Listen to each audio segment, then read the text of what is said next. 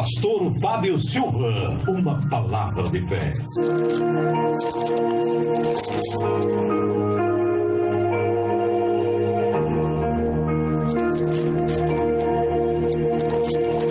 Verdade bíblica. Aleluia. Louvado, engrandecido e exaltado seja sempre o nome do Senhor e Salvador Jesus Cristo. Amados em Cristo, amigos do Evangelho, simpatizantes da nossa fé, que o nosso bom Deus nos ajude e nos dê a sua graça. Que Ele abra nossa mente neste dia para começarmos a implantar na nossa mente aquilo que Ele tem para falar para nós. Hoje quero compartilhar com os queridos irmãos um texto sagrado baseado no livro de Tessalonicenses, capítulo de número 2, e a partir do verso de número 3 e verso de número 4. Diz assim a palavra: ninguém de nenhum modo vos engane, porque isto não acontecerá sem que primeiro venha a apostasia e seja revelado o homem da iniquidade, o filho da perdição, o qual que se opõe e se levanta contra tudo que se chama Deus, ou é objeto de culto, a ponto de assentar-se no santuário de Deus, ostentando-se como se fosse o próprio Deus. Amados, eu chamei a atenção do povo, eu chamei a atenção dos irmãos ontem no círculo de oração, para nós compartilharmos isso aqui. Observe bem, amados, que estamos vivenciando os últimos momentos da Igreja de Cristo na Terra. Isto é notório. Só que a Bíblia diz que o Deus desse século cegou o entendimento dos homens. E por cegar o entendimento dos homens, as pessoas estão ouvindo acerca da volta de Cristo, mas continuam vivendo vida dissoluta. Eu não falo só no mundo, eu falo agora dentro da igreja, eu falo dentro do povo de Deus. Como é que a própria igreja ouve, vê, compara com aquilo que está na Bíblia, o que está diante dos nossos olhos, e não se acordam, porque o Deus desse século cegou o entendimento de muita gente. Olha, amados, hoje eu quero falar sobre o anti-Messias. Eu tenho pouco tempo e talvez eu termine amanhã também, mas hoje eu quero começar falando sobre o filho da iniquidade, que já está provavelmente entre nós. Eu não quero categoricamente falar e afirmar, é fulano de tal. Não, me entenda. Eu quero trazer para você a luz da Bíblia. Eu quero trazer para você a luz daquilo que nosso entendimento pode entender, porque a Bíblia diz em Apocalipse: quem lê, quem entenda, interprete. Quem interprete aquilo que a Bíblia está nos mostrando. Então, a gente precisa hoje comparar o que está acontecendo no mundo com as pessoas, e a igreja por si mesma ela tem que identificar, e a igreja ela tem que identificar quem é este homem que já está entre nós. Eu falei aqui há pouco tempo atrás que o próprio presidente da França, ele em rede internacional falou, ele disse assim: a besta dos eventos já está entre nós.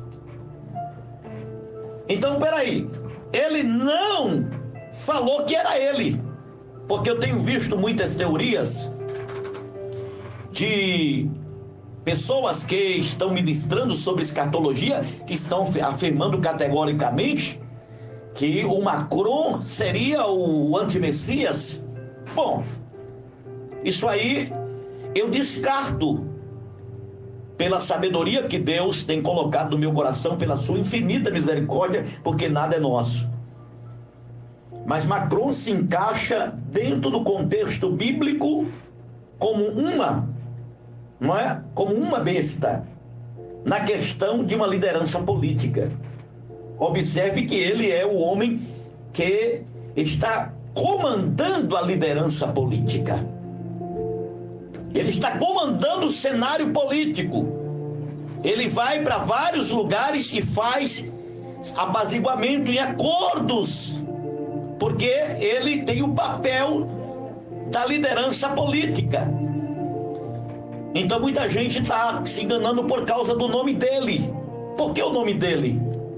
Porque o nome dele, Emanuel, significa Deus conosco. Só que alguém não percebe que o nome dele é Emman, porque tem dois M. O nome de Jesus tem um M, o dele tem dois. Macron, grande, Emanuel, Deus conosco, e grande, Macron, grande, Deus conosco. Mas ele é só uma peça-chave de Deus. Ele é nada mais, nada menos que um líder político, articulador, preparando o caminho para aquele que vem, ou que já está por detrás dos bastidores. Então presta bem atenção. No capítulo de número 2, versículo de número 7. Com efeito, o mistério da iniquidade já opera e aguarda somente que seja afastado aquele que agora o detém. O homem da iniquidade, ele já está aí. Mas antes que isto acontecesse, para a gente identificar que realmente ele já está aqui, o tema sobre apostasia. E o que é apostatar da fé? O apóstolo Paulo, falando a Timóteo, ele disse assim no capítulo 4, versículo 1, se não fala de 1 Timóteo, ele disse assim: mas o Espírito expressamente diz que nos últimos tempos alguns apostatarão da fé. E o que é apostasia? Infelizmente, eu tenho que falar isso aqui, que o povo aprendeu a apostatar da fé com as suas lideranças. Algumas lideranças, entre aspas, não vou falar todas, mas alguns lugares as pessoas estão envolvidas em um movimento, em uma questão, achando que é espiritualidade, mas Deus na verdade não está. E o texto vai dizer: dando ouvido a espíritos enganadores, implantando culturas dentro da igreja, trazendo para dentro da igreja coisas que nunca vimos. Nós somos pentecostais, mas introduziram um movimento neopentecostal dentro da igreja pentecostal. E tudo aquilo que causa escândalo para o evangelho não vem de Deus. Não vem de Deus. Muito cuidado com os ensinamentos. O povão agora está querendo só sacudir a massa.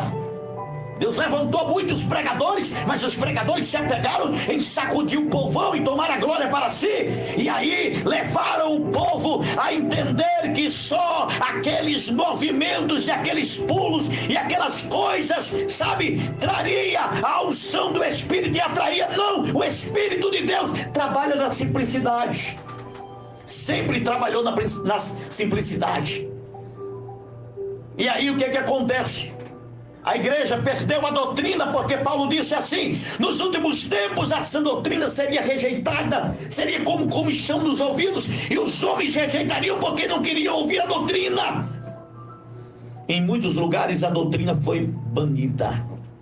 E sabe o que introduziram dentro? Introduziram vários tipos de culto, que eu não quero falar para não ferir ninguém. E colocaram campanhas e mais campanhas e campanhas e campanhas e campanhas, e esqueceram do ensinamento. Paulo se apegou a ensinar. Jesus se apegou a ensinar. Os discípulos se apegou a ensinar. E não sacudir. Mas pastor, a campanha é boa porque estimula. Tá, tudo bem. Mas toda a vida eu fiz campanha. Sabe como? Dentro do meu quarto, em jejum, em oração. Minha mãe, meu pai me ensinou isso aqui. E a gente sempre fez campanha de oração dentro de casa. E aquela campanha traria muitos resultados. Hoje as campanhas são para encher os lugares, lotar os super templos. E aí o povo deixou de aprender. O povo foi levado pelas culturas que introduziram dentro do evangelho. E se o pastor prega a doutrina é porque é duro demais na linguagem, papel de prego. E na verdade a doutrina não mata o crente, é o pecado. A doutrina reconstrói uma vida de pecados para fazer você reconhecer que você está errado. Mas vamos lá. Quem é este anti-Messias? Seria um homem sereno, tranquilo, articulador, pensador, maligno, não é? De uma personalidade bem, vamos dizer assim, bem... uma personalidade assim de uma pessoa bem calma, bem serena e tranquila. O texto no capítulo de número 2 e versículo 8 e o 10 de 2 Tessalonicenses diz assim: então será revelado esse ímpio, a quem o Senhor Jesus matará com o sopro da sua boca e destruirá a manifestação da sua vida. Irmãos, esse homem vai chegar de manso. Ninguém pensa que ele vai chegar como o Macron está chegando, não. Ele está chegando manso. E existe um personagem no meio de nós, neste planeta, que introduziu-se no meio do povo e chegou calmamente, serenamente. Serenamente ele está introduzido entre nós. E já vou afirmar para você que eu não quero categoricamente falar para você que ele é, mas presta atenção nesse rapaz. Presta bem atenção neste nome: Jared Koren Kushner.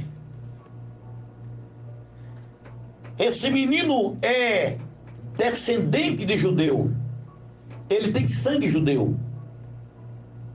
Esse menino no tempo da perseguição religiosa do Holocausto, esse menino, a sua família tinha trocado bom dinheiro e veio pedir asilo nos Estados Unidos. E ele chegou aos Estados Unidos, a família, e aí, em meio à sua família, Jared nasce. Se não me falha, 10 de janeiro de 1981. Ele hoje está com 39 anos. Se tornou um investidor e promotor imobiliário, proprietário de jornais, e ele é conselheiro. Olha, hoje ele é tratado como príncipe. O conselheiro príncipe do presidente da maior potência do mundo. Toda a articulação política do presidente para ser eleito, quem articulou foi esse rapaz. A maneira e a forma arrogante do presidente dos Estados Unidos, que é brusca, que é pesado, não é? Porque o seu nome é Donald. Donald significa juízo de Deus e Trump significa trombeta. A trombeta trará o juízo de Deus, que é uma peça-chave de Deus nessa última hora. Esse homem é ignorante, prepotente, soberbo. Observe ele, mas por trás dele, o seu conselheiro diz a ele: seja assim, e do outro lado ele vem apaziguando de uma forma que ninguém entende. Ele é conhecido como o príncipe dos conselheiros. Ele é o filho mais velho, né, de um promotor imobiliário chamado de Charles Kushner, que é o seu pai, que é casado, hoje ele é casado com uma moça chamada Ivanka. E Ivanka é a filha do presidente da República dos Estados Unidos, tá? Ele era o principal proprietário da empresa chamada de Holding e promoção imobiliária, né, Kushner. Esse rapaz cresceu tanto no fator financeiro da empresa dos seus pais, que esse rapaz, ele automaticamente comprou um prédio que lhe chamou a atenção. Lá em Nova York, se não me falha a memória, na rua mais famosa, e ele comprou o prédio, e dentro desse prédio existia uma empresa chamada Lucent Technologies. Na linguagem judaica, Lucent é Lúcifer Tecnologia. Traduzido este nome. E esse rapaz compra a empresa e se torna sócio da empresa, e hoje já é uma pessoa que é majoritária da empresa, cresceu muito, e essa empresa, ela é fabricante do biochip. Esse rapaz interessou-se pelo prédio, e o número desse prédio é 666. Parece uma coisa interessante, e talvez alguém possa até me condenar dizendo assim: ah, mas isso aí vai provar alguma coisa? Vamos lá. Jared, ele é oriundo de uma família judia. O nome Jared Kushner é um nome bíblico, porque Jared, na linguagem hebraica, ele é conhecido como o pai de Enoque, biblicamente. Escuta bem esse negócio aqui. E esse rapaz, daqui a pouco eu vou entrar nesse assunto aqui. Ó, escuta bem. Jared frequentou escolas judias antes de conseguir um lugar na Universidade de Harvard. Porém, alguns oficiais das escolas que ele frequentou questionam que ele teria, ou se ele teria conseguido entrar, né, por mérito próprio, uma vez que a sua média não era suficiente para que ele pudesse entrar na universidade. As suas notas no SAT não eram suficientes. Então eles pensaram, certamente isso não aconteceria. Alguns meses antes de iniciar os estudos em Harvard, o pai de Jared fez uma generosa doação de 2,5 milhões de dólares à instituição. Só que esse rapaz não entrou pelo mérito da questão financeira. Ele entrou na faculdade e ele disse: eu vou estudar para mostrar que eu sou bom nisso. E aí ele estudou. Depois de terminar o curso em Harvard, Jared concluiu um mestrado e doutorado na Universidade de Nova York e realizou estágios na Procuradoria de Manhattan, né, em vários outros lugares. Jared casou-se com Ivanka Trump, né, filha de Donald, numa cerimônia judia em 25 de dezembro de 2009, e os dois têm 3 filhos. Tem 3 filhos eles, uma menina e 2 meninos. Então, Jared assumiu o cargo na chamada CEO desde 2008. Antes disso, seu pai foi condenado a 2 anos de prisão por crimes de evasão fiscal, por ter feito donativos ilegais. E ele foi, né? Trabalhou em cima da questão da defesa do seu pai. Alguns dos maiores negócios da carreira de Jared inclui a aquisição do edifício 666, que eu já falei para vocês, né, em 2007. Então, ele conseguiu recordes na conta rapidamente de 1,8 milhões de dólares em aquisição de 51%, negócio inédito. Só que ele chegou para uma família chamada os Rockefeller, os Bilderbergs, e ele fez o seguinte: eu estou crescendo aí, e daqui uns dias os Rockefeller disseram assim, que é a maior família mais rica do mundo, disseram assim, daqui uns dias Jared passa a gente, porque o cara é super inteligente. Vamos lá, amados. Aos 25 anos, Jared adquiriu o New York, né? O jornal, que é um jornal semanal de Nova York, por 10 milhões de dólares. Jared alterou o formato do jornal para um tabloide, né? E aumentou a sua presença online. Esse cara fez coisas terríveis, né? Por trás dos bastidores. Então, esse rapaz inseriu-se na política, né? Ele foi democrata toda a vida e fez grandes contribuições para as campanhas de candidatos. Antes de apoiar a campanha do seu sogro, ele nunca tinha se envolvido diretamente na política. Ele sempre fazia doações, mas no papel do sogro, durante a campanha, focou-se sobretudo no canal digital, na campanha digital, tudo ele fez ao ponto de Donald Trump ganhar as eleições. Vamos lá.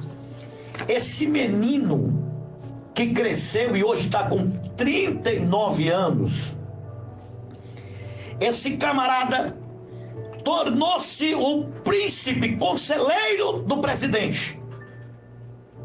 Agora deixa eu te falar uma coisa: Israel jamais iria aceitar um anti-messias se não viesse da linhagem.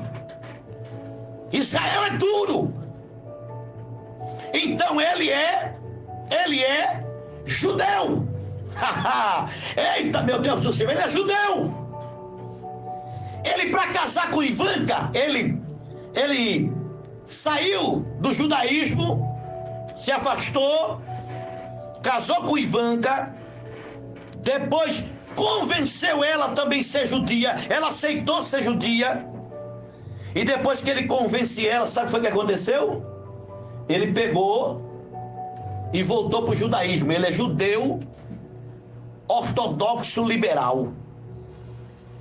Só que ele não vai entrar, escuta bem, amados, ele não vai entrar pelo caminho longo, ele vai entrar pelo caminho perto.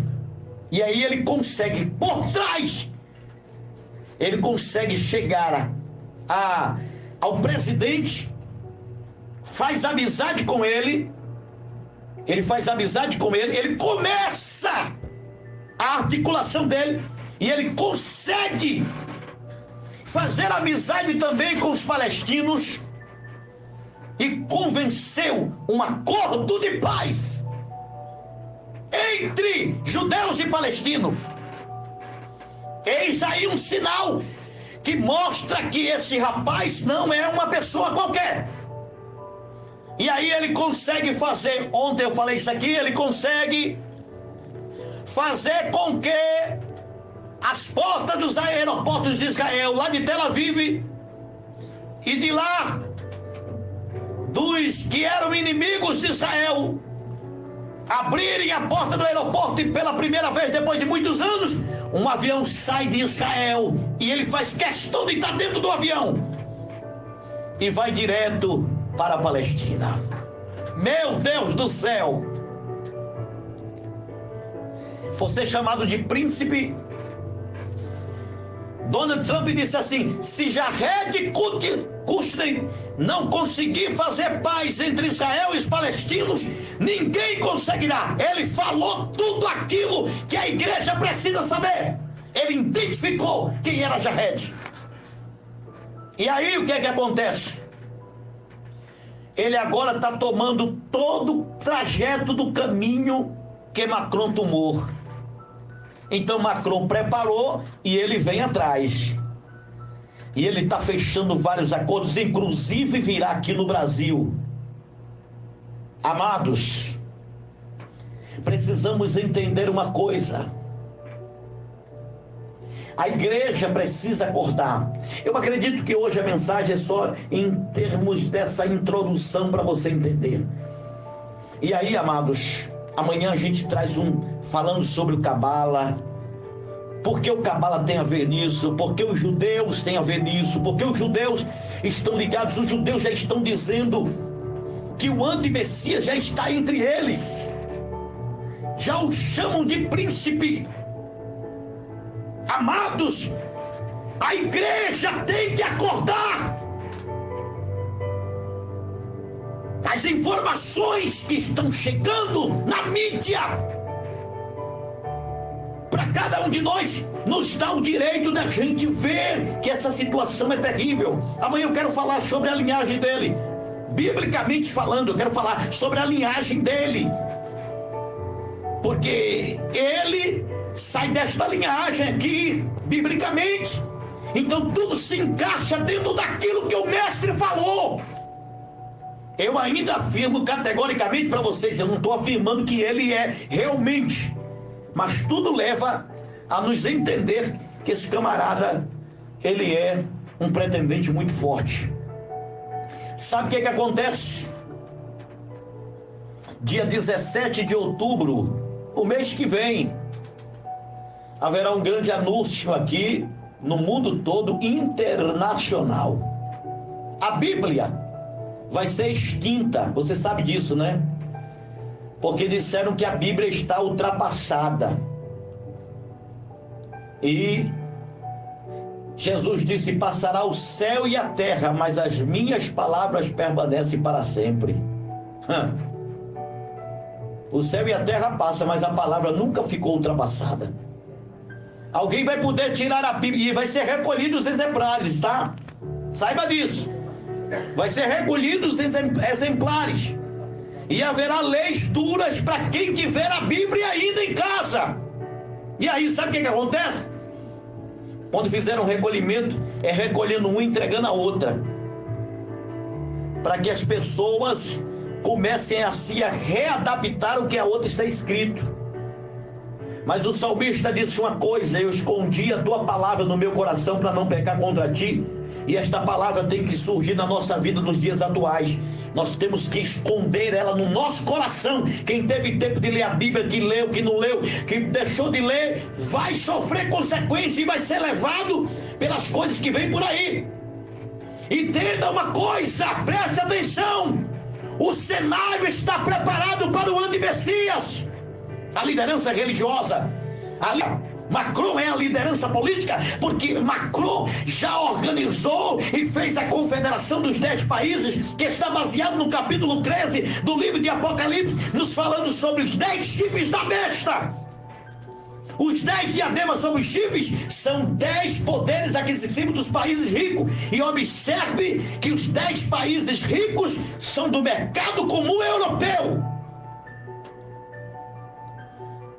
E aí a gente sabe que ele é o líder político que formou e vai formar nesses dias e apresentar o maior exército mundial. Só que eu vou dizer uma coisa para vocês. Eu vou falar isso aqui. A China, que é um país comunista,